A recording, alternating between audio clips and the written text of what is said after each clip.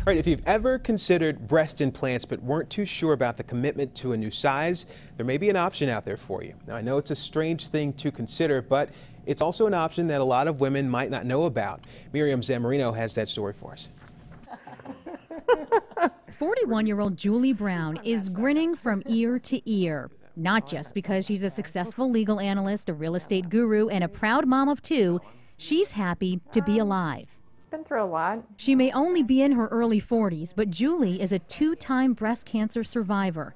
Her first diagnosis came at the age of 29. And you must have been shocked. I was completely blown away. She had the lumps removed and opted for saline implants to reconstruct both breasts. That was back in 2001. Surgery back then, it was, I don't want to say more barbaric, but it kind of was. It was a little more taboo, I would say. Fast forward to her second diagnosis more than a decade later, and Julie is happy to talk about her adjustable implant. I didn't feel the pressure, I didn't feel the pain, and then they were slowly filled over 6 months. So I was able to decide what size did I want, what shape did I want, how far did I want to go with it. When most people think of an implant, they think of this, a saline or silicone implant, which once it's in, it's in. But with the adjustable implant, it can actually be expanded while inside the body and tailored to your own taste. We allow our patients to test different sizes, take it for a test drive, see how you like it. Dr. Joseph Meza in Fort Myers says the procedure has actually been around since the 70s as a way to help stretch the skin for mastectomy patients. It's also an option for cosmetic purposes. He shows us how it works. So there's a magnet in here. So the patient would come into the office and we localize this with our stud finder.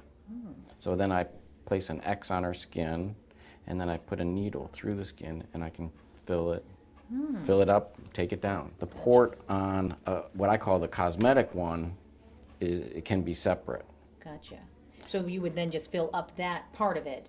Right. So being able to adjust up and down, I think, is a wonderful thing. You can try different outfits, you can try different clothing, you can see how things look. The implant is filled with saline, and Dr. Meza says you can keep coming in to adjust for about 6 months to a year before making your final decision on your implant size. But Dr. Meza warns, once you pull the port out, end of story. Meaning that's the final size of the implant. Still, Julie says playing an active role in deciding how her body will look is crucial. I think it's better to go in there and be a little bit smaller and enlarge yourself over time than to go in there and come out and feel like you've done something horribly wrong. And I would say with the adjustable implants, the benefits are far, far better. And Dr. Meza says the only downside to the adjustable implant is that it requires a minor procedure to take out that port, and also that silicone implants are still the most popular.